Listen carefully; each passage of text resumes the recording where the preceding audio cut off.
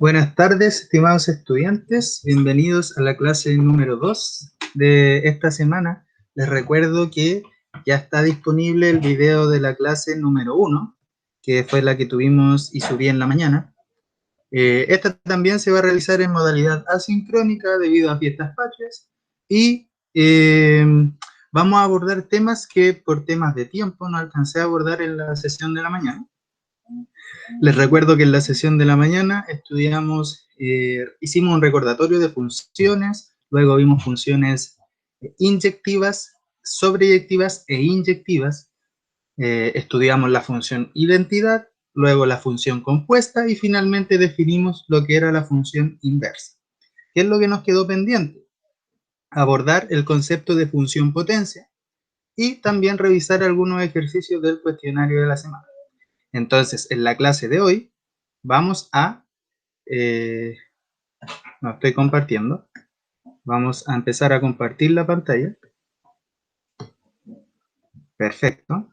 Y en la clase de hoy, entonces, que es la segunda parte de esta semana, vamos a estudiar funciones potencia y vamos a revisar algunos ejercicios de la semana. Entonces, para abordar lo que es el concepto de función potencia, primero necesitamos recordar qué es lo que es una potencia. Entonces, como recordatorio, aquí les voy a hacer al tiro una observación. Recuerden que para abordar la función lineal, lo que nosotros hicimos fue recordar lo que era la ecuación lineal. Para abordar la función cuadrática, lo que nosotros hicimos fue recordar lo que era la ecuación cuadrática. Y así entonces, nosotros vamos viendo que a medida que queremos complejizar un concepto, lo vamos a ir construyendo en términos de conceptos anteriores.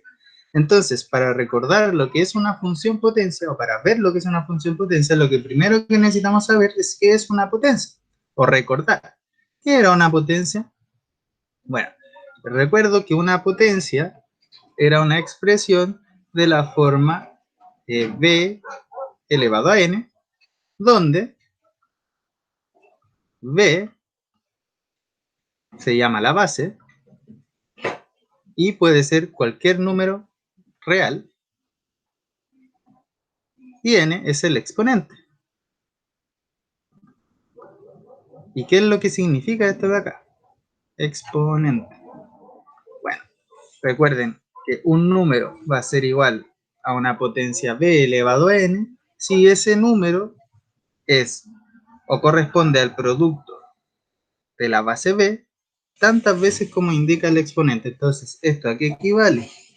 Equivale a multiplicar el b por sí mismo, ¿cierto? Tantas veces como indica el exponente, que en este caso es n. Eso en su sentido más elemental. Después estudiamos que el exponente n se puede generalizar a cualquier número racional y a cualquier fracción, pero en principio eso es lo que era una potencia. Una base multiplicada por sí misma tantas veces como se indica en el exponente. Entonces, un ejemplo de esto era, por ejemplo, este numerito de acá, 2 elevado a 7. ¿Qué significaba 2 elevado a 7? El 2 es la base, entonces el 2 es el número que se va a multiplicar y el 7 indica la cantidad de veces que se va a multiplicar por sí mismo. En este caso, digamos 2 por 2 por 2, etcétera, etcétera, 7 veces. ¿Sí? Entonces, eso sería la potencia 2 elevado a 7. ¿Cuál es el resultado? Bueno, 2 por 2, 4, 16. 16 por 4, 64. 128 me daría esto. Y ahí ustedes lo pueden corroborar. Ahora, ¿qué es lo que será la función potencia? Bueno, vamos a pasar a definirla de inmediato. Les recuerdo que ustedes pueden ir poniendo pausa ahí para revisar algún concepto que yo esté pasando aquí muy rápido o también ir respondiendo las preguntas que yo les voy a ir haciendo. Función potencia, entonces. ¿Qué será una función potencia?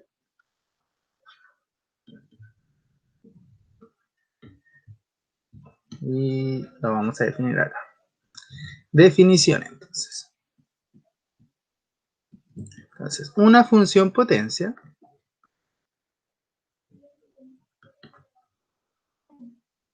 es una función de la forma que voy a escribir acá. Es una función potencia, entonces es una función de la forma f de x igual a x elevado a n. O sea, en su forma más elemental, una función potencia es aquella función en la cual la base es x, que es la variable, y el exponente es un número n, en donde n, ¿qué es lo que va a hacer? N es un exponente que va a ser fijo. ¿Y a qué me refiero con que es un exponente fijo? A que una vez que yo defina el valor de n, solo va a ir cambiando la x, que es la variable, pero el n va a seguir siendo fijo. Entonces, ¿qué es lo que puede ser n para tener una función potencia? Bueno, eso va a depender del contexto en el que yo trabaje. En este momento, y solo para mostrar lo que es la función potencia, voy a decir que n es un número natural o en realidad un número entero. Es decir, n puede ser tanto un número entero positivo como un número entero negativo. Y vamos a excluir de esto el caso n igual 0. ¿Por qué lo vamos a excluir? Porque en realidad no es relevante, porque todo número elevado a 0 va a ser igual a 1. Así que no va a ser relevante el caso con n igual 0. Entonces, por ejemplo, estas funciones que voy a dar acá, bueno, acá en la definición creo que está implícito que x es un valor que puede estar en cualquier conjunto mientras esto esté bien definido. O sea, x puede tomar cualquier valor en el dominio de esta función, ¿sí? X es lo que va a ir cambiando. Entonces, ejemplo. El primer ejemplo que podemos tomar de una función potencia es esta de acá. F de x igual a x cuadrado, ¿sí? Esta es una función potencia en donde la x, que es la variable, es la base y el exponente es 2. Y justamente es una función cuadrática, ¿sí? Otra función, aquí le voy a poner f2 igual x cuadrado. Vamos a poner f3. f3 de x igual x al cubo. Esta también es una función potencia, pero ahora el exponente vale 3, ¿sí? Bueno, y continuando, tomando números naturales, puedo tener f4 de x, que va a ser x a la cuarta, ¿cierto? Acá, pero fíjense que el exponente, una vez que yo lo defino, siempre va a estar fijo, ¿sí? Aquí tengo una función cuadrática con n igual 2, una función cúbica. Aquí tengo una función potencia de grado 4, ¿sí? Y si sigo voy a tener de grado 5, de grado 6, etc. Otras funciones pueden ser estas. Aquí le voy a poner g, ¿sí? Voy a poner g. Y recuerden que n puede ser cualquier número entero. Entonces voy a poner acá g de 1 y la voy a definir como x elevado a menos 1, que como ustedes saben, esto es 1 partido x, ¿sí? Entonces esta también es una función potencia en donde el exponente vale menos 1. Vamos a ver qué pasa con g2 de x, que yo voy a definir como x elevado a menos 2. Bueno, esto sería la función 1 partido en x cuadrado, ¿sí? Entonces, una observación que les quiero hacer acá es que estas funciones, su parte algebraica, cumplen las mismas propiedades de las potencias, ¿sí? Entonces, lo interesante de estas funciones es que dependiendo de los exponentes que yo vaya tomando, voy a poder sacar ciertas conclusiones, ¿sí? Entonces, lo primero que les quiero observar, ¿qué pasa con el dominio de esta función potencia, cuando el n es un número natural, es decir, un número entero positivo? ¿A qué me refiero cuando hago esta pregunta? ¿Qué ocurre con el dominio? O sea, ¿cuál es el dominio de esta función cuando estoy tomando exponentes que son enteros positivos? Entonces, acá ustedes pueden hacer la siguiente observación. Bueno, cuando yo me pregunto por el dominio de una función, me estoy preguntando a qué elementos yo le puedo aplicar esa función, ¿cierto? Por ejemplo, a la función raíz, la función f de x igual a raíz de x, ¿cuál será el dominio de esta función? Bueno, son todos los x que están en el dominio a los cuales yo les puedo calcular la raíz cuadrada. Y si estamos trabajando en R, entonces inmediatamente yo sé que para que la raíz de x esté bien definida, entonces x tiene que ser un número real positivo o cero, ¿sí? Porque a números que son menores que cero, yo en los reales no les puedo calcular la raíz. Entonces el dominio de esta función, dominio de la función raíz, sería los reales positivos con el cero. Pero, ¿qué pasa si yo me pregunto ahora con la función f de x igual a x más 3? Lo que me está diciendo esta función es, usted tome un número x y súmele 3. Entonces, ahora yo me pregunto, ¿cuál es el dominio de esta función? ¿A qué números reales yo puedo tomarlos y sumarle 3? Ahí inmediatamente podemos concluir que el dominio de esta función que tomé acá, como yo a cualquier número real le puedo sumar 3 y no voy a tener ningún inconveniente, eso va a seguir estando definido, entonces voy a tener que el dominio acá son todos los reales. O sea, ¿qué es el dominio en otras palabras? Son todos aquellos valores para los cuales la función está bien definida, ¿sí? Ese es el dominio máximo de una función. Todos aquellos valores para los cuales la función está bien definida. Entonces, ahora cabe preguntarse, si mi exponente es un número natural, ¿cuál es el mayor conjunto? ¿Cuáles son todos los valores para los cuales mi función va a estar bien definida? Entonces, fíjense, cuando yo tengo la función x cuadrado, que es esta de acá, observen o pregúntense, ¿a qué números yo puedo elevar al cuadrado y trabajar en los reales? Acá inmediatamente surge la respuesta, ¿cierto? Yo cualquier número real lo puedo elevar al cuadrado, ¿sí? Y eso va a seguir estando bien definido. Lo mismo, entonces acá el dominio de esta función sería R. ¿Qué pasa si ahora yo elevo al cubo? Tomo un X, lo elevo al cubo. ¿Qué condiciones tiene que cumplir ese X? Ninguna. Yo todo número también le puedo calcular el cubo, ¿cierto? Entonces, a elevarlo a 4, también. Todo número lo puedo elevar a 4. Entonces, todas estas funciones acá con exponente natural tienen en común que su dominio son todos los números reales. ¿Qué pasa ahora si yo me pregunto qué ocurre con las funciones cuyo exponente n es un número entero pero negativo? Entonces, acá voy haciéndome la misma pregunta. ¿Qué pasa, por ejemplo, si el exponente es menos 1?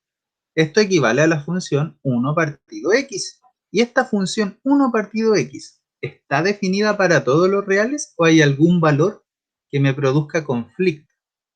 Y acá ustedes podrán acá ya, como estudiantes avanzados de este preuniversitario, notar que esto se transforma en una fracción. Por lo tanto, una fracción solo va a estar definida cuando el x sea distinto de 0.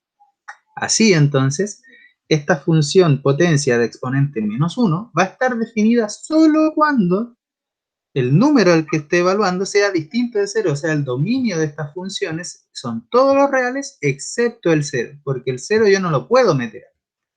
¿Qué ocurre con 1 partido x cuadrado? Misma historia, el denominador, que es x cuadrado, tiene que ser distinto de 0, por lo tanto, x no puede valer 0. El dominio nuevamente va a ser los reales menos el 0. Entonces, acá podemos sacar la siguiente conclusión. Si el exponente es entero positivo, o sea, es entero positivo, o natural, si quieren decirlo así, entonces el dominio de esta función van a ser todos los reales. Pero en caso de que el exponente sea un entero negativo, entonces el dominio de esta función ya no van a ser todos los reales, van a ser todos los reales sin el 0, ¿sí? Porque el 0 no lo puedo meter acá. Dicho eso, quería aclararlo porque esto trae consecuencias gráficas y están muy relacionadas con la representación gráfica de esta función. Entonces, es de interés saber cómo se comporta esta función potencia dependiendo del exponente que está acá. Porque fíjense, si yo voy variando el exponente, voy a tener funciones que son diferentes, ¿sí? O sea, todo esto es una familia de funciones. Entonces, dependiendo de las condiciones que yo ponga sobre n, voy a tener comportamientos gráficos de los cuales yo voy a poder sacar ciertas conclusiones. Entonces, lo primero que vamos a hacer es venir a GeoGebra. Aquí estoy grabando, ¿no? Estoy grabando. Sí, estoy grabando y estoy presentando. Entonces, vamos a GeoGebra. Acá he puesto la función potencia f de x igual k por x a la n. Pero el k no lo vamos a tomar todavía. Aquí puse una función más general porque después les quiero mostrar otra cosa. Pero preocupémonos solo de x a la n. Por eso el k lo tengo fijo en 1, para que mi función potencia sea solamente 1 por x elevado a n, que es x elevado a n. Entonces, fíjense por qué no me interesaba el caso n igual 0. Si yo tomo n igual 0, me va a ocurrir lo siguiente. Ese es el caso que descarté. Voy a tener la función x elevado a 0, y eso siempre es 1 cuando el x es distinto a 0, ¿cierto? Porque no existe 0 elevado a 0. Pero, ¿qué pasa si yo ahora empiezo a modificar el n? Fíjense, ¿qué pasa si n vale 1? Bueno, voy a tener la función f de x igual x, que es la identidad, ¿cierto? La línea recta. ¿Qué pasa ahora si x vale 2? Perdón, si n vale 2. Voy a tener la función x cuadrado, ¿cierto? O sea, si n vale 2, me va a quedar x elevado a 2 y su gráfica va a ser una parábola, ¿cierto? ¿Qué pasa ahora si n vale 3? O sea, si la función es x elevado a 3, voy a obtener una especie de serpiente, ¿cierto? Que viene desde los negativos y va hacia los positivos. O si lo quieren ver de una manera familiar, van a tener una especie de parábola, no una parábola, ojo con esto, algo que se parece a una parábola, ¿cierto? Al lado derecho, ¿sí? Abierta hacia arriba, y una especie de otra rama de parábola, pero abierta hacia abajo. Pero ojo, no es una parábola, ojo con eso. ¿Qué pasa ahora si n vale 4? Bueno, voy a tener otra especie de parábola, no es parábola, ojo que, pero abierta hacia arriba, ¿cierto? ¿Qué pasa si n vale 5? Bueno, voy a tener otra serpiente, ¿cierto? Pero acá lo interesante es ir viendo cómo va a ir cambiando, ya sea esto que se parece a una parábola cuando yo aumento el exponente, o esto que se parece a una serpiente cuando yo aumento el exponente. Entonces, lo que voy a hacer ahora es fijar por el momento el n igual a 1. ¿Sí? No, el n igual a 2. Ahí estamos en la parábola. Y voy a modificar este deslizador para que vaya aumentando de 2 en 2 y me vaya generando solo los números pares, ¿sí? Solo exponentes pares. Entonces, vamos a tener esto de acá. ¿Qué pasa ahora si los exponentes son solo números pares? Miren, fíjense lo que va a ir pasando con la gráfica. Si n vale 2, voy a estar en la parábola usual, ¿cierto? Aquí se me acaba de caer algo. Creo que se me rompió. Me van a matar. Entonces, ya, pero es solucionable. Ya, después lo soluciono. Entonces, si n vale 2, voy a tener esta parábola, ¿cierto? La función x cuadrado. Si n vale 4, voy a tener algo parecido, pero fíjense lo que ocurre en dos zonas de la gráfica. Primero, esta es mi parábola original, ¿cierto? La x cuadrado, y si aumento a 4, lo que ocurre es que las ramas de la parábola se van hacia arriba, hacia el infinito, mucho más rápido, ¿cierto? Crece mucho más rápido esta función. ¿Y qué ocurre con la base de mi parábola? Fíjense que en n igual 2, o sea, la x cuadrado, acá esto es mucho más cóncavo, ¿no? Es como más redondito. Pero si yo aumento a 4, esto se va haciendo más planito. Fíjense si paso al 6. Las ramas de la parábola se disparan mucho más rápido. Dije parábola, no es parábola. Se disparan. La base se va haciendo más achatada, más planita. Fíjense, ¿qué pasa si yo aumento ahora esto mucho en los números pares? ¿Sí? voy generando algo como eso, ¿no? Entonces, fíjense, vamos, aquí me fui. Vamos a activar el rastro de esta función para ver cómo va cambiando a medida que yo voy cambiando el n. Cada vez que yo cambio el n, estoy obteniendo funciones distintas. No es que yo tenga la misma función y la esté variando, sino que son cada una función distinta.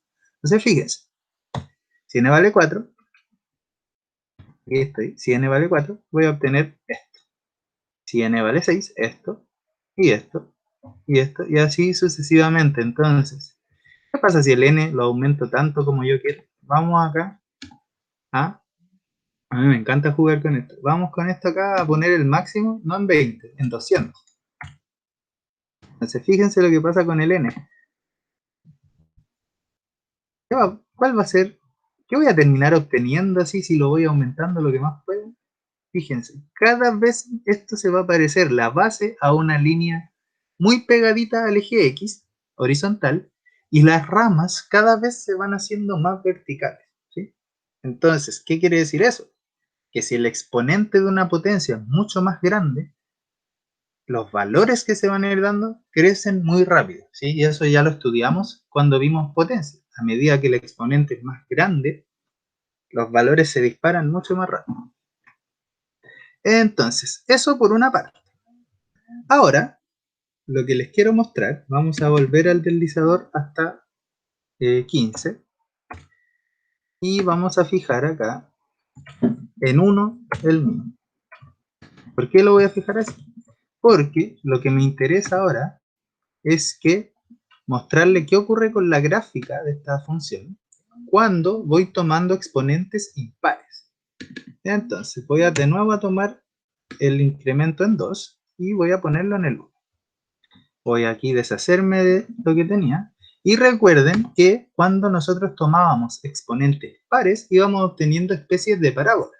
¿Qué pasa si ahora tomo exponentes impares? Fíjense, si n vale 3, voy a obtener esta serpiente de acá. Si n vale 5, voy a obtener otra serpiente, pero ¿con qué características? Bueno, primero voy a desactivar el rastro mejor. Voy a desactivar el rastro para ver cómo se va modificando esto y después voy a activar el rastro. ¿Qué pasa si el n ahora vale 7? Se fijan que sigo obteniendo una serpiente, pero las ramas, al igual como ocurría con los números impares, las ramas de esta función, tanto la que se va hacia el más infinito como la que se va al menos infinito, van yéndose mucho más rápido, se están haciendo mucho más verticales. Entonces, eso me indica que mi función está creciendo mucho más rápido. Pero eso solo ocurre en un determinado intervalo. Fíjense qué pasa con los números que están acá entre menos 1 y 1. Son números que son de la forma 0, algo y menos 0, algo. Entonces, ¿qué pasa si yo aumento el exponente? Se fijan que la base de esta serpiente o esta curva que hace la serpiente, este quiebre, se está haciendo cada vez más parecido al eje X. O sea, acá los números cada vez se están pegando más al 0. Y tiene sentido, ¿cierto? Porque si yo elevo números que están entre 0 y 1 a un número muy grande, es multiplicar un número de la forma 0, algo muchas veces por sí mismo. Entonces el numerito cada vez va a estar más cerca del 0. Eso lo pueden corroborar. Entonces fíjense, nuevamente, siempre que tome números impares, voy a obtener serpientes. Y si yo voy aumentando el exponente, entonces lo que va a ir ocurriendo con mi función es que se va a ir haciendo más, más hacia el infinito y más hacia el menos infinito. Vamos a activar el rastro ahora para dejar constancia de esto. Voy a activar el rastro y este deslizador lo voy a poner como máximo 151 para que se vea ahí. Entonces, fíjense, si n vale 3, bueno, si n vale 5, voy a obtener eso. Si n vale 7, voy a obtener eso. Si vale 9, y así sucesivamente. Entonces, fíjense lo que se me está formando ahí. Al final, mientras más grande sea el exponente, esta serpiente que se está formando va a ser más abrupta. O sea, va a venir muy rápido desde el menos infinito, va a doblar muy rápido pegadita al eje X y después va a subir muy rápido. Entonces, ahí tienen una idea intuitiva de cómo se comporta la gráfica de esta función potencia. Hemos estudiado entonces aquí, para resumir, hemos estudiado esta función potencia en dos casos. Voy a borrar esto. Entonces, la función f de x igual a x a la n la hemos estudiado en dos casos. En el primer caso, n es un número natural o un entero positivo, ¿sí? Entonces, su gráfica van a ser una familia de curvas que se parecen a una parábola, ¿sí? Se parecen. Solo para n igual 2 yo voy a tener una parábola. ¿Qué pasa si el n ahora... perdón. Aquí no es n, sino que n es un número... bueno, el n está en los enteros positivos o en los naturales, ¿cierto? Pero aquí n es un número par. Cada vez que yo tome un n par, ¿sí? Mi función va a adoptar, la representación gráfica de mi función va a adoptar esta curva que es parecida a una parábola. ¿Qué pasa ahora si el n es impar? Si el n es impar, tal como vimos, las gráficas que van a adoptar mis funciones van a ser serpientes, ¿sí? Van a ser como cositas así, ¿sí? Van a venir desde el menos infinito hacia el más infinito, pasando por el 0, 0. Ojo acá, lo que quería acotarles es que cuando mi función potencia está de la forma x elevado a n, ¿sí? No está desplazada, siempre va a pasar por el origen. Bueno, porque si 0 le elevan a cualquier cosa, siempre le va a dar 0, ¿sí?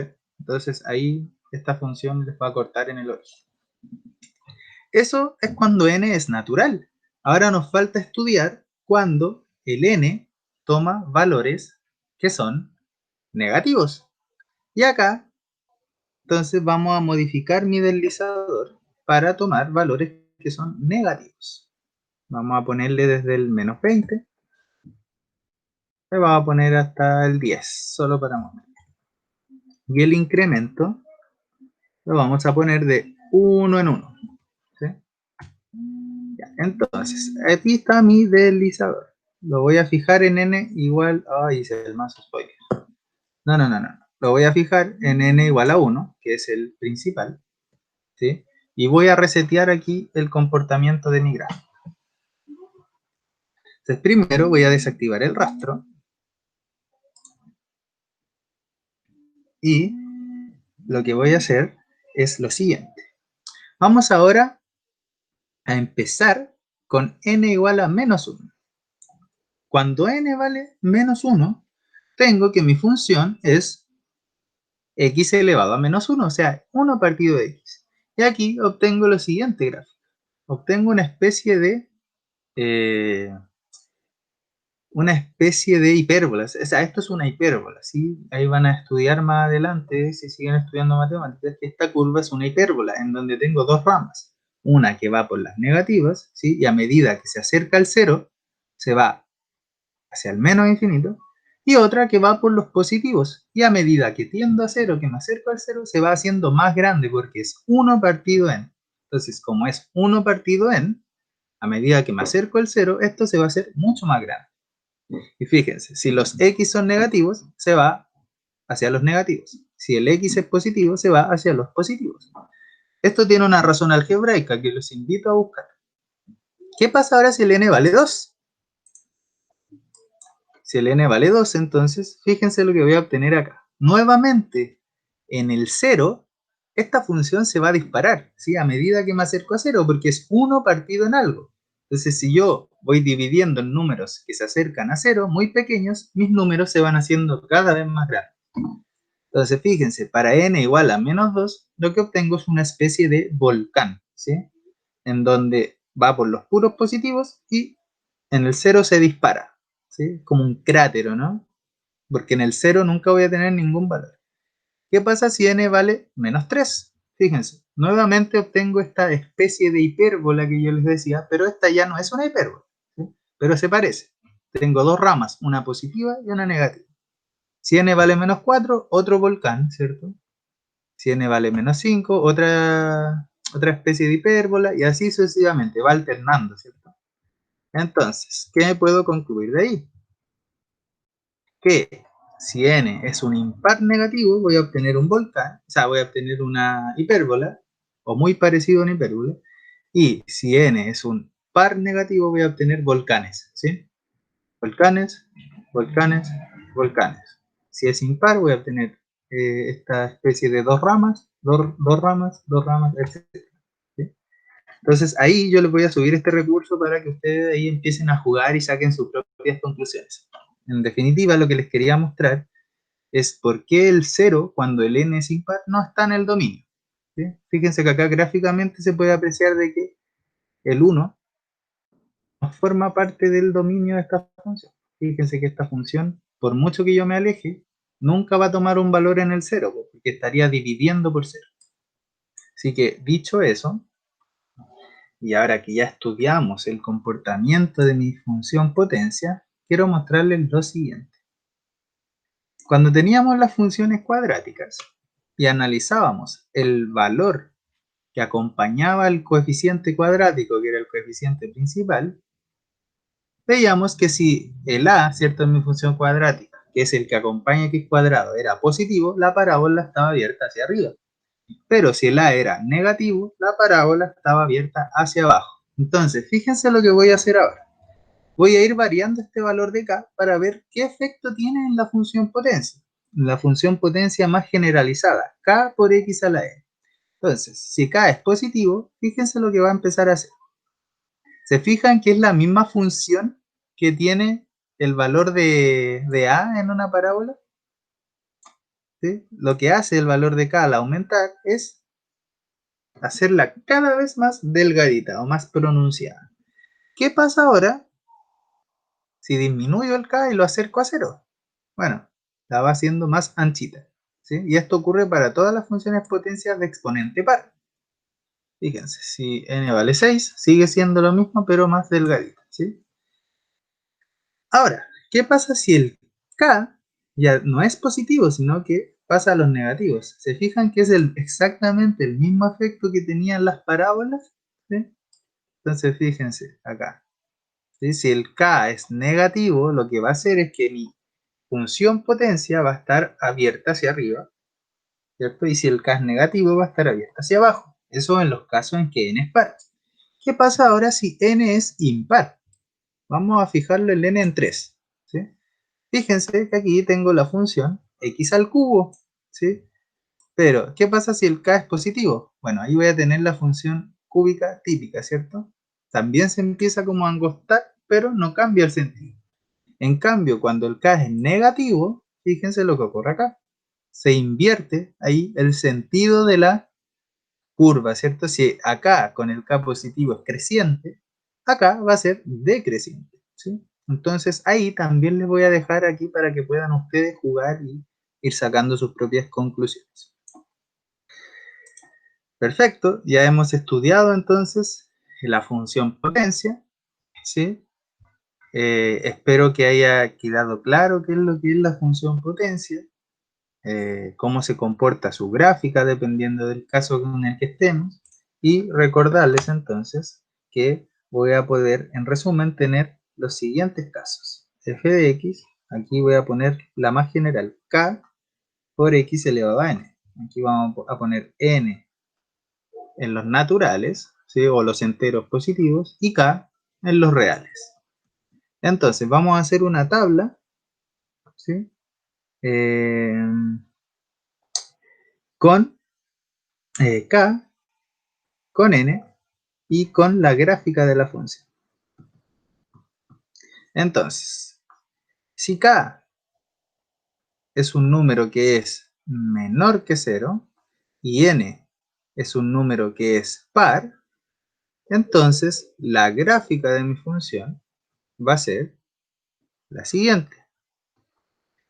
Si n es par, entonces voy a tener que es una parábola, ¿sí?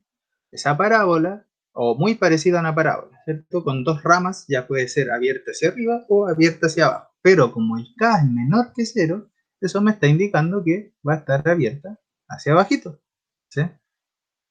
Pero ¿qué pasa ahora si el n sigue siendo par, pero el k es ahora mayor que 0? Bueno, ahí ustedes lo habrán averiguado. Si el k es mayor que 0 y el n sigue siendo par, entonces ahora mi gráfica va a ser así, ¿sí? Entonces, eso lo pueden corroborar después. ¿Qué pasa ahora si el k es menor que 0, pero el n es impar? Entonces mi gráfica va a ser k menor que 0, ¿cierto? Entonces mi gráfica va a estar así, ¿cierto? Va a ser una serpiente, pero invertida. Si el k es un número positivo y el n es impar, va a ser la serpiente usual, ¿sí? Ahí. Entonces, esto es súper importante porque a ustedes les va a permitir identificar rápidamente qué tipo de exponente tiene la función potencia y qué tipo de parámetro principal, que es este k, lo va multiplicando. Dicho esto, quisiera ahora pasar a revisar algunos ejercicios del cuestionario 7. Estos ejercicios tienen relación con los dos videos que van a ver el día de hoy, que son el que hice en la primera parte con funciones inversas, con gráfica de función inversa, ¿cierto? Pero también con función potencia. Entonces, el primer ejercicio que yo les quería mostrar es este. Es el ejercicio 17. Entonces, ¿cómo lo vamos a hacer? Vamos a leer el ejercicio y vamos a ir después sacando los principales datos de este ejercicio. Entonces, lo primero, antes de comenzar les voy a explicar la dinámica. Yo voy a ir haciendo preguntas y la idea es que ustedes le pongan pausa al video, intenten responderla y luego corroboren. Entonces, lo primero que nos dicen en esta pregunta 17 es, sea f de x igual a x más b, con a y b en los reales y a distinto de 0. Entonces, inmediatamente, ¿qué es lo que me están diciendo acá? ¿Qué tipo de función yo estoy teniendo acá entonces? Esta es una función afín, ¿sí? O dependiendo del valor de b, si b0 va a ser lineal, pero en principio tengo una función afín. Entonces, ¿qué es lo que nos piden? Se puede determinar el valor de a y b si se conoce que. Entonces, lo primero que me dicen es, la función inversa es esta de acá, o sea, me dan la inversa. Y lo segundo que me dicen acá es que f a la menos 1 evaluada en 0 me da 2 y f de 1 es igual a 1/3. Entonces, ¿cómo podemos abordar este problema? Entonces, lo primero es sacar la mayor cantidad de información desde el enunciado, ¿sí? Entonces, en el enunciado me dicen, este es el ejercicio 17, me dicen que f de x tiene esta forma, ax más b con a distinto de 0 y a y b en los reales. ¿Qué es lo que yo quiero determinar? Quiero determinar la función inversa. Esto es lo que yo quiero conocer y no conozco. Entonces, para eso me dan dos informaciones. En la información 1, lo que me dicen es que la función inversa es f a la menos 1 igual a menos 3x más 2. Entonces, información 1, aquí un error. Yo no quiero determinar la inversa. Lo que quiero determinar es el valor de a y b. O sea, quiero explicitar estos coeficientes. Entonces, la primera información que me dan es que f a la menos 1 de x es igual a menos 3x más 2.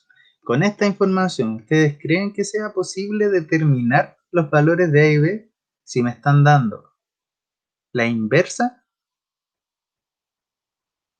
Bueno, acá podemos hacer lo siguiente. Recuerden que por definición de función inversa, si yo tomo mi función f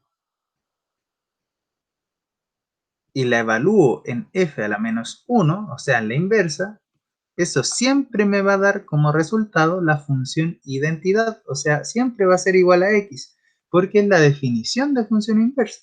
Lo mismo debiera ocurrir si f a la menos 1 yo la evalúo en f de x, ¿sí? O sea, sin importar el orden, si yo hago la compuesta de estas dos funciones, una función con su inversa, siempre voy a obtener la identidad. Entonces, observemos acá que yo conozco la forma de ambas funciones, tanto de f como su inversa f a la menos 1. Entonces, podría usar cualquiera de estas dos condiciones para poder calcular el valor de ella. ¿Cómo lo voy a hacer? Del siguiente modo. Fíjense. Voy a usar la primera. A f la voy a evaluar en f a la menos 1. ¿Sí? Entonces, fíjense.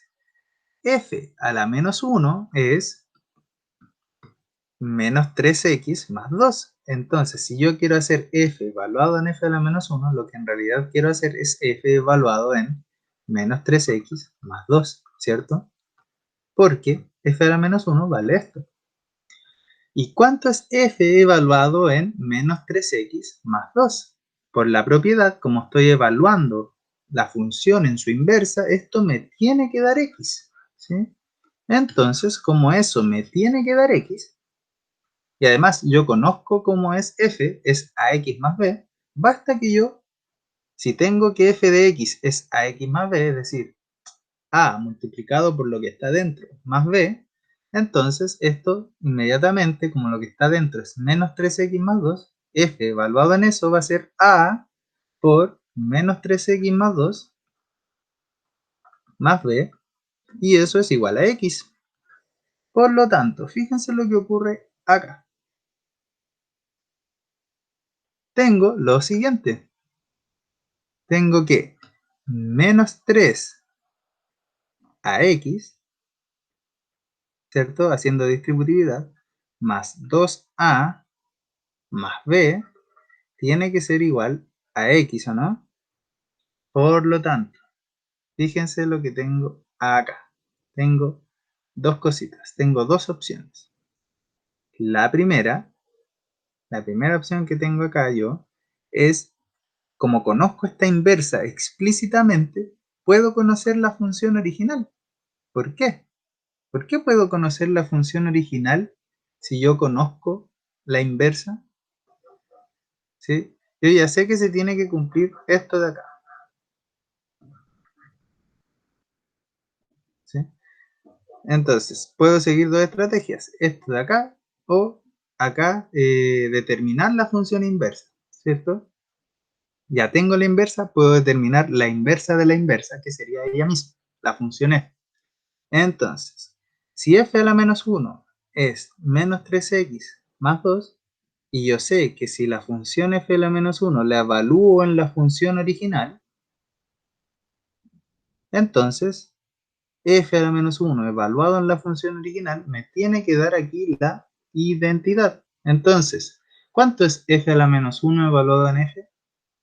F a la menos 1 evaluado en f va a ser, bueno, la x, ¿cierto? Acá la reemplazo por f, me va a quedar menos 3 f de x, ya no estoy evaluando en x, estoy evaluando en f de x, más 2, y eso tiene que ser igual a x. Por lo tanto, si yo despejo f de x acá, voy a obtener que f de x, bueno, menos 3f de x es igual a x menos 2, y por lo tanto f de x va a ser igual a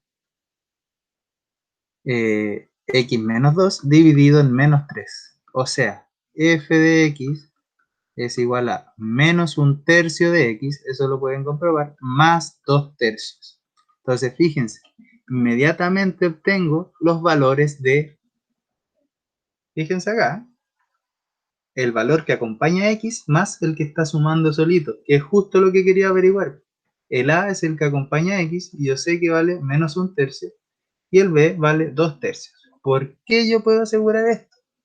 Bueno, yo lo dije en la clase pasada y es por el hecho de que la función inversa es única, ¿sí? O sea, esta función de acá es la única inversa de esta de acá, por lo tanto, deben ser iguales. Por lo tanto, el A debe ser menos un tercio y el B debe ser 2 tercios. Por lo tanto, con uno por sí sola sí puedo. Otra estrategia era la que usé yo acá. Evaluar f en f a la menos 1 y como tiene que dar la identidad, voy a tener lo siguiente. Voy a obtener que menos 3ax menos x más 2a más b tiene que ser igual a 0. Y acá ustedes me dirán, pero profe, tengo solo una ecuación y muchas incógnitas.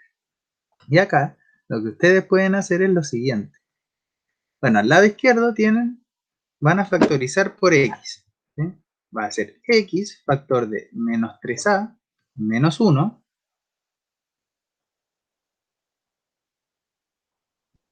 ¿Sí? Y,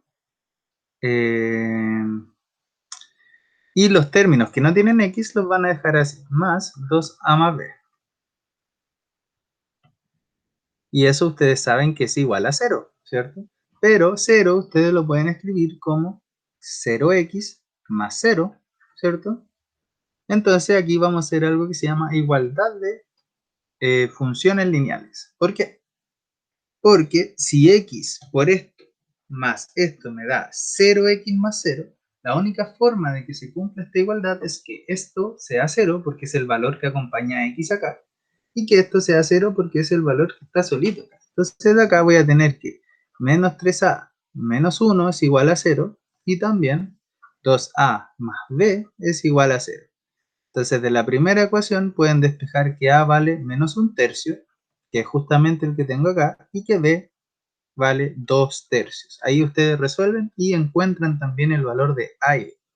Por lo tanto, 1 por sí sola sí es suficiente para responder la pregunta. Entonces, volvemos acá y ahora tenemos que analizar la afirmación 2. ¿Sí? Entonces, ¿cómo lo vamos a hacer con la afirmación 2? Ya sabemos que 1 por sí sola no sirve. Veamos con la información 2. Y acá ocurre algo muy interesante. Con la información 2, que me dicen f a la menos 1 evaluado en 0, esta es la información 2. F a la menos 1 evaluado en 0, ¿cuánto me da? Me da 2, y f evaluado en 1 me da 1/3. F evaluado en 1 me da 1/3. Acá tengo lo siguiente.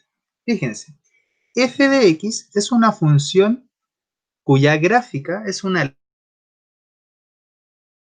línea recta, ¿sí? ¿Por qué? Porque es de la forma ax más b, es una función de primer grado. Entonces, si ustedes recuerdan lo que trabajamos en la clase pasada, toda función en la que la incógnita está elevada a grado 1 tiene como gráfica una línea recta. Y acá, bueno, voy a escribir.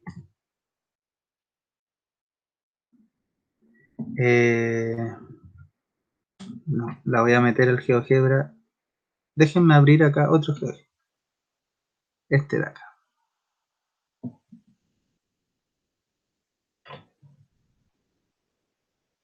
Ya, acá. Entonces, fíjense qué pasa cuando yo introduzco una función lineal en este GeoGebra que me tira la función inversa. Voy a poner, por ejemplo, 2x más 3. Fíjense que la función original, que es la que yo introduje, es una línea recta su gráfica, y la función inversa, como es la simétrica respecto a la recta y igual x, como vimos en el video pasado, también sigue siendo una línea recta. Entonces, ¿qué pasa si meto otra función? Para que vean que no les estoy mintiendo. Menos x más 4. Fíjense que... Eh, ah,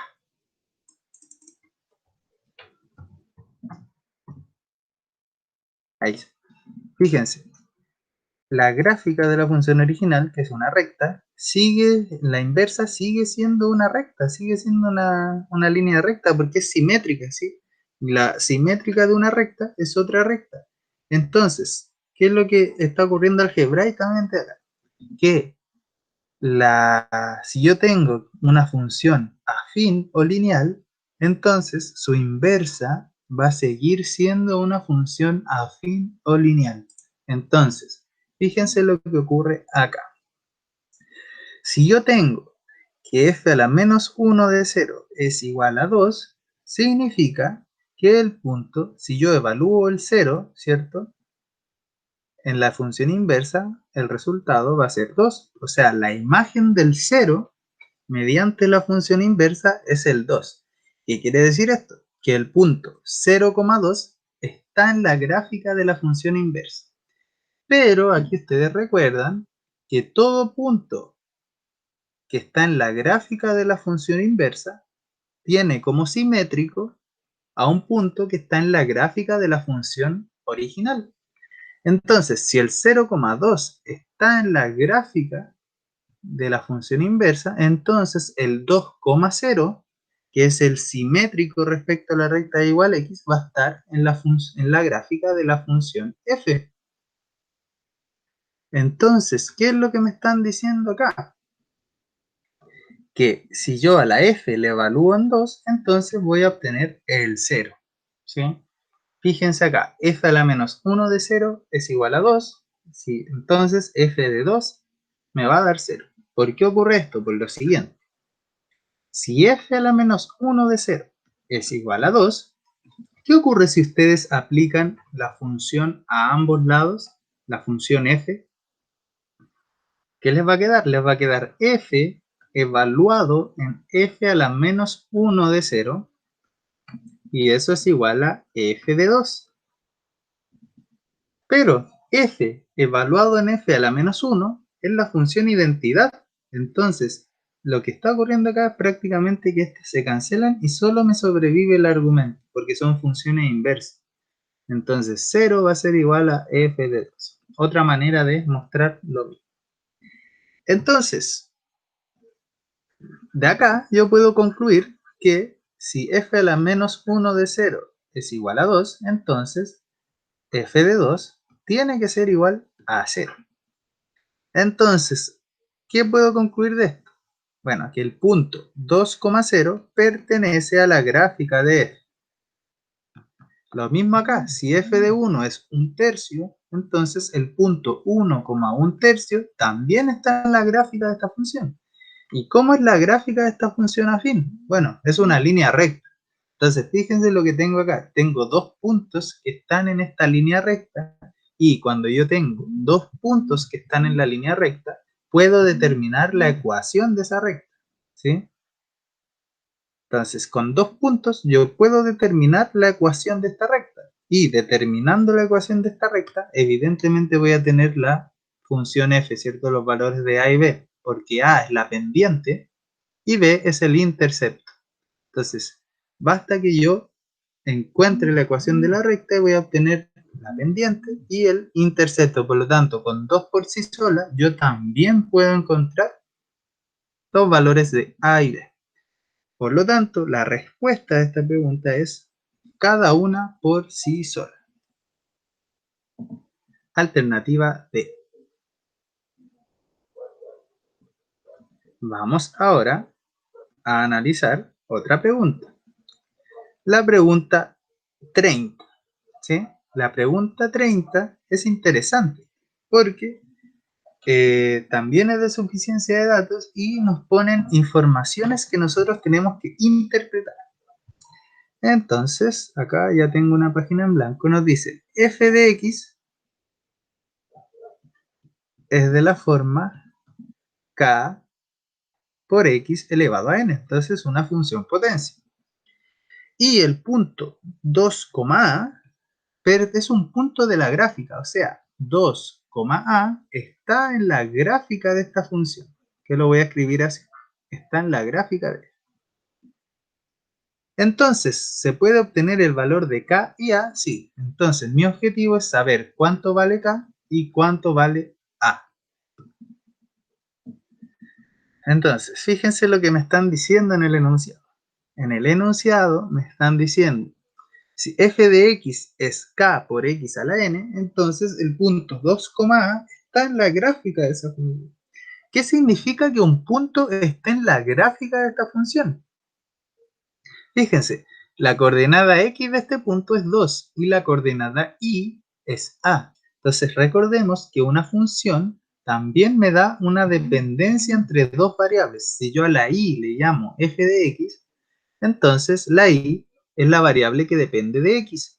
Y la I siempre es la segunda coordenada. Entonces lo que me están diciendo acá es que la segunda coordenada, la A, es la imagen mediante esta función del 2.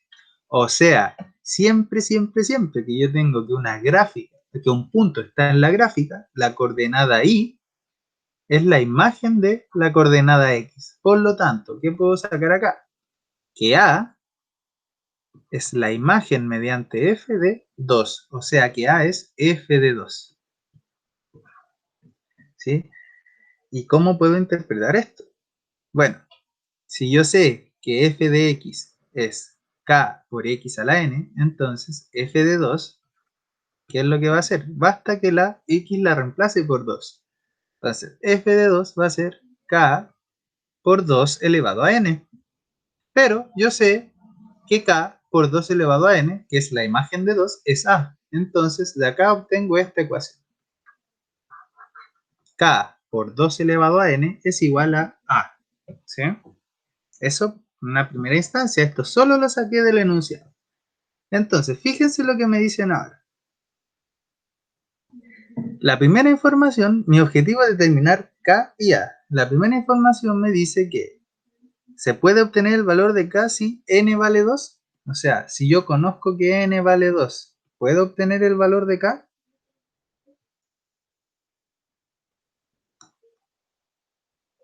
Fíjense, si n vale 2, ¿qué es lo que me va a quedar en esta ecuación? Bueno, evidentemente que mi función es f de x igual a k por x al cuadrado. Entonces tengo una parábola, ¿cierto? En la gráfica, una función cuadrática. Pero si n vale 2 también, lo puedo reemplazar acá. Voy a obtener que k por 2 elevado a 2 es igual a a. Por lo tanto, de acá, ¿qué puedo sacar? Que k por 4, que es 4k, es igual a a. ¿Esto me es suficiente para determinar el valor de k y de a? Fíjense, tengo una ecuación, pero tengo dos incógnitas. Entonces, esto no es suficiente para determinar el valor de k y de a. ¿O ustedes creen que sí? ¿Qué dice el público? Ahí se las dejo para que la piensen. ¿Eh? ¿Qué podría intentar yo hacer a lo mejor? Podría decir, ya, el punto 2, A está en la gráfica, ¿cierto? Pero A vale 4K. Entonces el punto 2, 4K está en la gráfica, pero en realidad estoy diciendo lo mismo que ya tengo acá. Así que con esa no es suficiente. Veamos con la información 2. El punto 3,4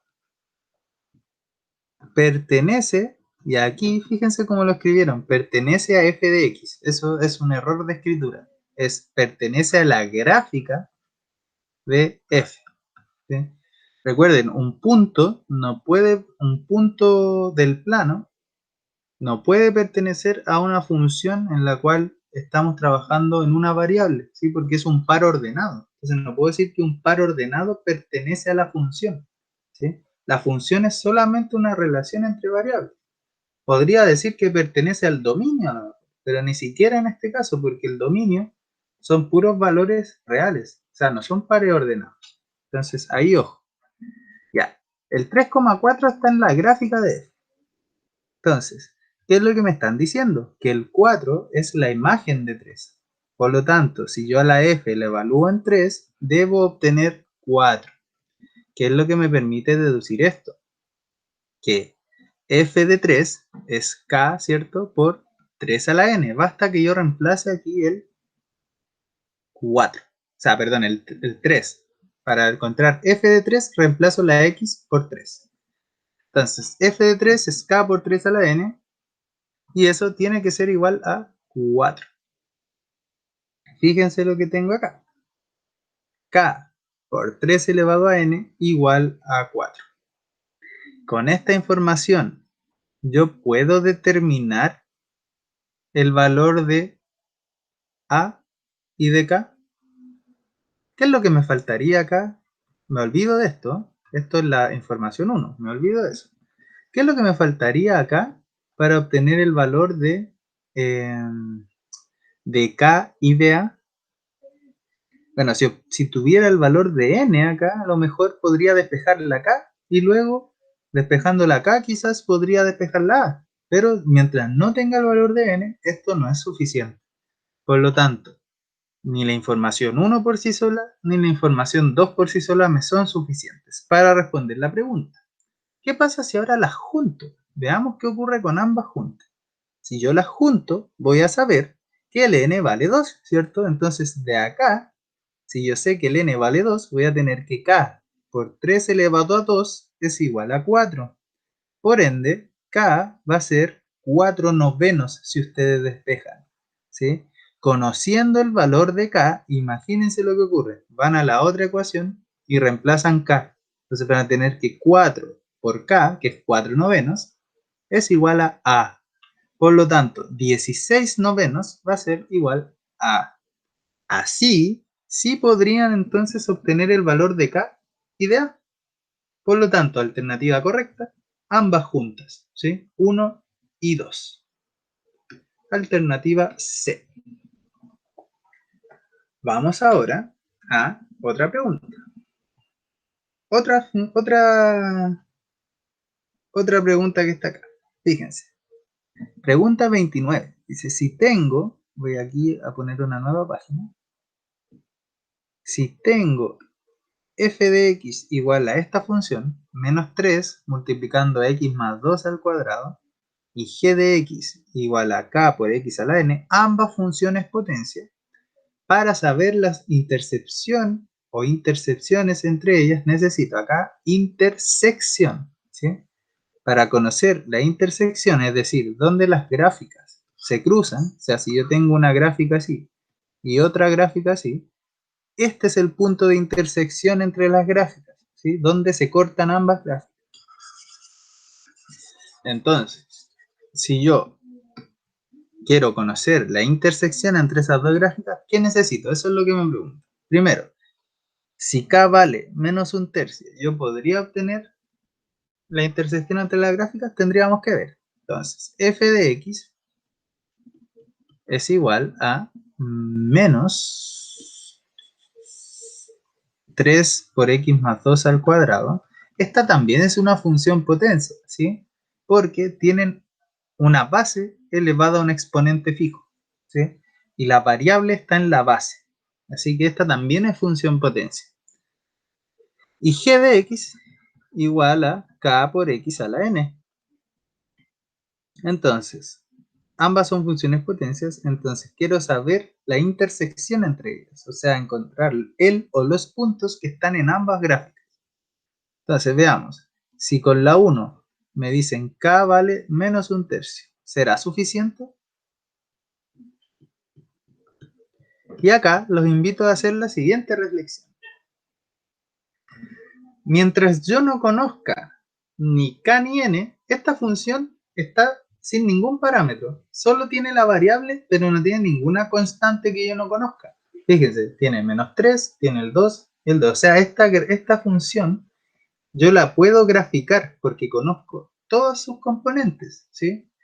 La puedo graficar porque conozco todos sus parámetros. O sea, puedo obtener todos los puntos que a mí se me ocurran de la gráfica. Pero esta de acá, como yo no sé el valor de k ni el valor de n, no puedo graficarla, no puedo saber cuál es la función que está involucrada hasta que no conozca ni k ni n. Por lo tanto, ¿qué es lo que yo necesito para poder encontrar las gráficas de ambas funciones? Necesito que esté libre de parámetros, o sea, necesito conocer todos los parámetros. Si yo conozco todos los parámetros, voy a poder encontrar todos los puntos de la gráfica, incluidos los puntos de intersección. Así que para conocer los puntos de intersección entre dos funciones, yo evidentemente que necesito conocer ambas funciones, o sea, deben estar determinadas explícitamente. Por lo tanto, si sé que el k vale menos un tercio, bueno, lo único que voy a tener es que g de x es igual a menos un tercio de x a la n. Pero dependiendo del valor de n, que yo no conozco, puede que tenga una función así si el n es impar, o que obtenga una función así si el n es par. Entonces fíjense, esta es una parábola, menos 3 por x más 2 al cuadrado, cuya gráfica es una cosita así que voy a hacer en verde, ¿sí? Es algo así. ¿sí? Entonces, fíjense, dependiendo de la función que yo tenga, ¿cierto? Voy a obtener distintos puntos de corte. Entonces, si yo no tengo fijo el n, no sé qué función está involucrada. Así que inmediatamente acá sé que la 1 por sí sola no me alcanza. Veamos con la 2 por sí sola. 2 por sí sola me dice que n vale 2. ¿Qué pasa si n es igual a 2? Bueno, me olvido de la información 1. Voy a obtener entonces que g de x, aquí, si solo sé que n vale 2, no conozco k. Se va a hacer k por x cuadrado. ¿Sí? Reemplazo la n. Entonces voy a tener dos parábolas, ¿cierto? Pero esta no voy a saber qué parábola es. ¿Es esta? ¿Es esta? ¿O es esta? O así sucesivamente, ¿cierto? Entonces, bueno, esos dibujos que hice no aplican mucho, pero fíjense que es k por x cuadrado. Entonces puede ser así, puede ser más ancha, pero siempre pasando por el origen, ¿cierto? Puede ser así también, dependiendo si el k es positivo o negativo. Entonces, la verdad, si no sé el k, no voy a poder saber qué parábola es. Por lo tanto, tampoco voy a poder determinar los puntos de intersección. ¿Qué pasa si yo mezclo ambas informaciones? Voy a tener que g de x, ahora sí, va a ser menos un tercio de x cuadrado. Juntando porque conocería el k y el n. Y ahora les pregunto, ¿yo puedo determinar la intersección entre estas dos funciones? Menos un tercio x cuadrado y menos 3 por x más 2 al cuadrado.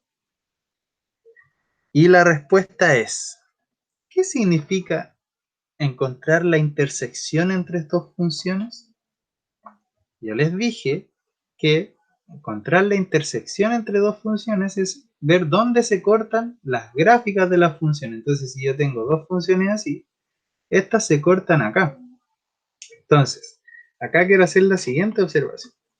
Todos los puntos que están en esta gráfica pertenecen a esta gráfica porque satisfacen la relación que determina esta gráfica. Entonces, todos los puntos que estén en la gráfica de f van a ser porque cumplen con esta ecuación, ¿sí? Cumplen con esta relación que define a f.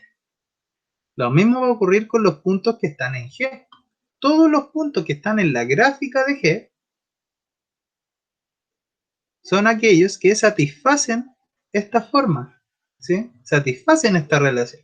Entonces, el punto de intersección, ¿qué es lo que hace especial al punto de intersección?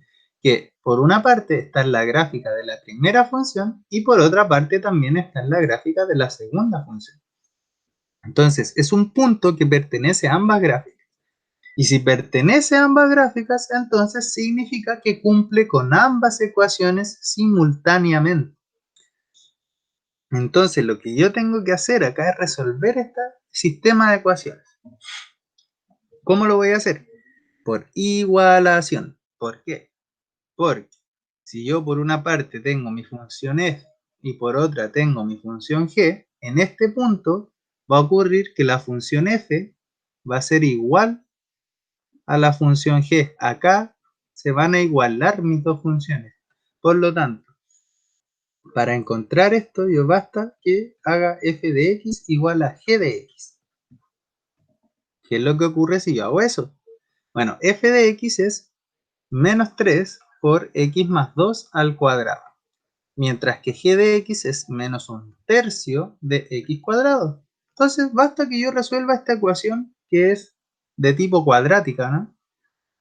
Voy a entonces multiplicar todo por menos un tercio y me va a quedar 9 por x más 2 al cuadrado igual a x cuadrado.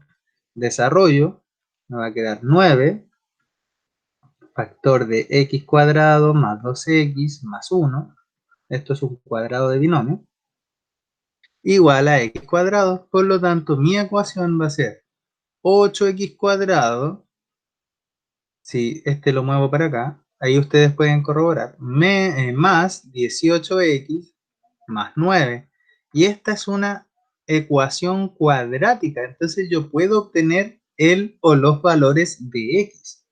Obteniendo esos valores de x, lo que yo puedo hacer entonces es encontrar el punto de intersección porque voy a saber cuánto vale este x que tengo acá, ¿sí? Y sabiendo este x que tengo acá, basta que lo reemplace en alguna función y voy a obtener el y. Por lo tanto, con ambas informaciones al mismo tiempo, yo sí puedo determinar el punto de intersección. Acá, x1 me va a dar algo y x2 me va a dar algo. Acá, interpretación geométrica de las soluciones de esta ecuación. Si me da que tiene una solución, significa que se intersectan en un punto. Si me da que tiene dos soluciones, significa que se intersectan en dos puntos. Fíjense lo que voy a hacer acá. Voy a graficar estas dos funciones que obtuve acá para ver cuál es la gráfica. La primera función, f de x,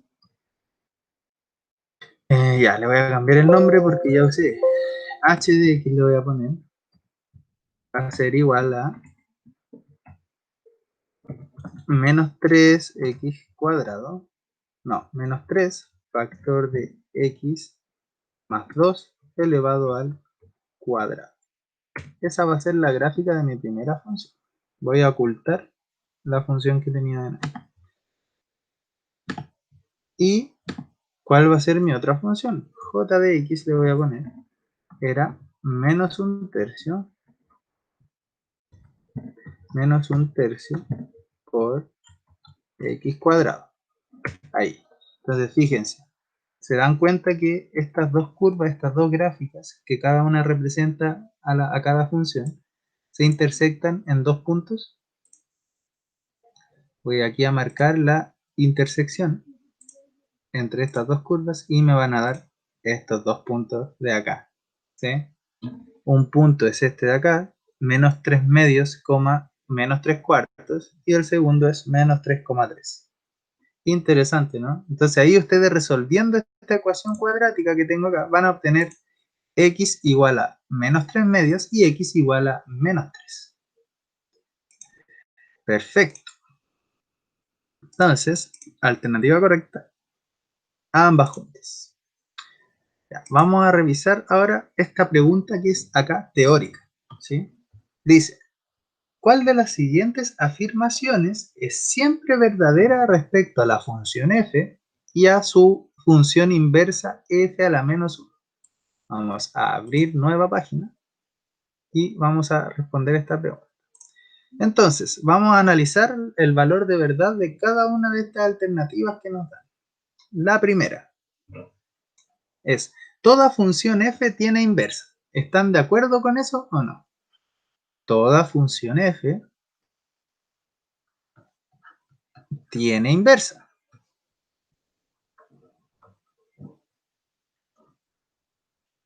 Piénsenlo un ratito y ahora vean la respuesta. Ya, tal como vimos en el video anterior, una condición para que la función tenga inversa es que la función sea biyectiva. Es decir, que sea 1 a 1, eso es que sea inyectiva, y también que sea sobreyectiva, es decir, que el dominio sea igual al recorrido. ¿Por qué? Porque ¿qué pasa si yo tomo a f como esta función que voy a dibujar acá mediante este diagrama? La función que va de a en b y que lleva a estrella, cuadrado y círculo en LED, en números. 1, 2 y 3. Entonces, fíjense. Voy aquí a definir la función. La función es la que lleva la estrella en 1, el cuadrado en 2 y el círculo en 2 también. Entonces, fíjense. Esta función no es inyectiva porque no es 1 a 1. Tengo dos preimágenes que me van a parar a la misma imagen. Entonces, ¿qué pasa si yo quisiera definir su función inversa? Recuerden que la función inversa es aquella que hace todo lo contrario. Es aquella que va desde B en A, ¿cierto? Al revés. Y, bueno, el conjunto B es 1, 2, 3. Y el conjunto A es estrella, cuadrado, círculo. Entonces, si en mi función original la estrella va a parar al 1, en mi función inversa el 1 me devuelve a la estrella. Si en mi función cuadrado va a parar al 2, entonces en mi inversa el 2 me devuelve al cuadrado. Y si círculo va a parar a 2 en la original, entonces en la inversa el 2 me devuelve al círculo. Entonces fíjense lo que está ocurriendo acá. La función inversa, tal como lo dice su nombre, debe ser una función. Entonces, aquí yo al tratar de encontrar esa función inversa me doy cuenta que esta que obtuve no es función, porque este 2 me va a parar a dos elementos distintos en el conjunto de llegada. Y recuerden que para que sea función, todo elemento en el dominio solo me puede ir a parar a un elemento en el codominio y este me va a parar a dos. Así que esto no es función. Por lo tanto, acá ya encontramos una función que no tiene inversa. Por lo tanto, esto es falso. No toda función tiene inversa. Otra función que yo podría haber tomado podría haber sido una función que sí es inyectiva. Veamos esta función g.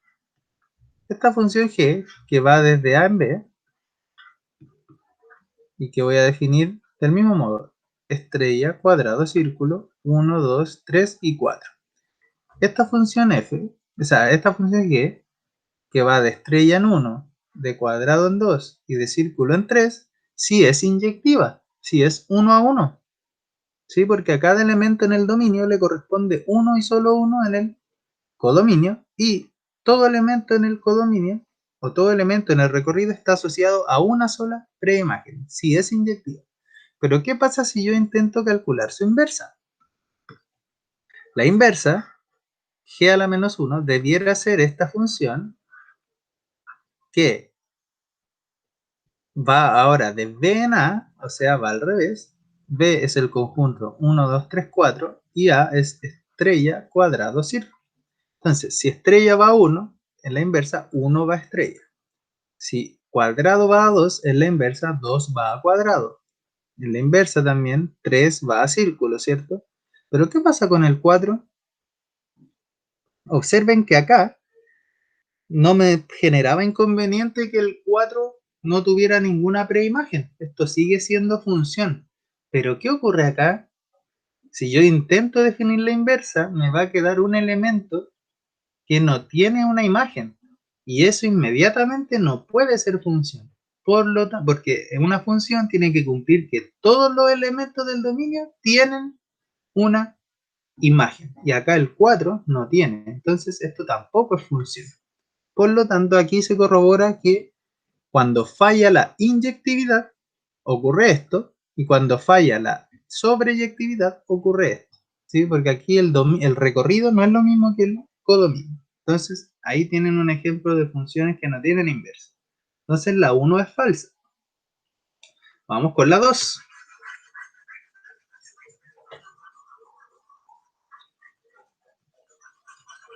Si ustedes analizan la 2, dice la inversa de f de x es f a la menos 1 de x y es 1 partido en f de x. Entonces, la inversa de f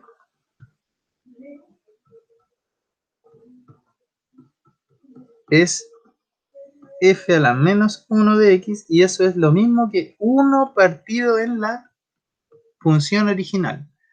Y acá, entonces, tenemos dos opciones. O demostramos esto o buscamos un contraejemplo. Entonces, fíjense que acá no me ponen condiciones sobre f de x. Entonces, acá tengo varias maneras de mostrar esto. La manera que voy a tomar yo es poco técnica, ¿sí? Voy a decir, ya, a ver, ¿qué pasa si f de x es x cuadrado? ¿Cuál es la inversa de x cuadrado? Y acá a ustedes les dejo de tarea mostrar que la inversa de esta función f de x debe ser la raíz de x, ¿sí? La raíz de x es la inversa de la x cuadrado. Recuerden, si yo tomo un número al cuadrado, elevo un número al cuadrado, ¿cuál es la operación inversa de elevar al cuadrado? Es la raíz cuadrada. Entonces, fíjense que si componen estas dos funciones, si evalúan una en la otra, van a obtener siempre la identidad. Entonces, fíjense acá, ¿qué es lo que me está afirmando esto? La inversa de f de x es siempre 1 partido en f de x. Entonces, si f es x cuadrado, su inversa debiera ser 1 partido en x cuadrado, lo cual no ocurre porque 1 partido x cuadrado no es lo mismo que esto de acá. Entonces, esta alternativa inmediatamente es falsa. ¿Sí? Otra cosa que yo podría haber dicho. Fíjense, solo me dicen la inversa de f de x es esto de acá, 1 partido f de x. Pero ¿qué pasa si mi función f es la función nula? Es decir, la función f de x igual a 0. Esta es una función que no les mencioné porque no lo vi necesario, pero también es un buen ejemplo de que esto no se cumple. Porque la función nula es aquella que toma cualquier x y me devuelve el 0. ¿Sí? Entonces, ¿cuál sería la inversa según esta afirmación? F a la menos 1 de x sería 1 partido en 0, ¿no? Y esto inmediatamente no. ¿Sí? Así que esto es falso por donde ustedes lo miren. Vamos a analizar la otra. Bueno, esta ya es más teórica. Si el punto A, B pertenece a la gráfica de f, entonces el punto B, A pertenece a la gráfica f a la menos 1. ¿Eso es verdad o es mentira? Bueno, ya habíamos visto, ¿cierto? Que eso es verdad, ¿sí? ¿Sí o no? Bueno, eso es verdad por dos razones. Primero, las gráficas de una función y su inversa son simétricas. Entonces, un punto simétrica respecto a la recta y igual a x. Un punto que está en la gráfica de f es simétrico a un punto en la gráfica f a la menos 1. Y si mi punto es de la forma a, b, entonces el simétrico de este es el punto b, a. Entonces, inmediatamente, al ser simétricos, si este está en f, este está en f a la menos 1, porque sus gráficas son simétricas. Ahí ya tengo un argumento geométrico. Puedo hacer también un argumento aritmético. Si A, B está en la gráfica de f, eso significa que B es la imagen de A mediante f. Por lo tanto, B es igual a f de A. ¿Sí? Entonces, si B es igual a f de A y yo aplico la función inversa a ambos lados, voy a obtener que f a la menos 1 de B es igual a f a la menos 1 evaluado en f de A. Pero la función inversa evaluada en f se cancela. ¿Sí? Porque es la función identidad, o sea, obtengo que f a la menos 1 de B es igual a A. Entonces, fíjense que si f a la menos 1 de B es igual a A, lo que estoy diciendo es que si tomo el B y lo evalúo en la inversa, obtengo A. Eso quiere decir que A es la imagen de el B mediante la función inversa. Por lo tanto, el punto B, A está en la gráfica de la función inversa. Así, entonces, he encontrado también un argumento geométrico para mostrar esto de acá. Por lo tanto, la afirmación 3 es verdadera y siempre es verdadera. Entonces, ¿cuál de las siguientes siempre es verdadera? Solo la 3, alternativa D. Bueno, jóvenes y muchachos no tan jóvenes, chicas y chicas, esta ha sido la clase del día de hoy.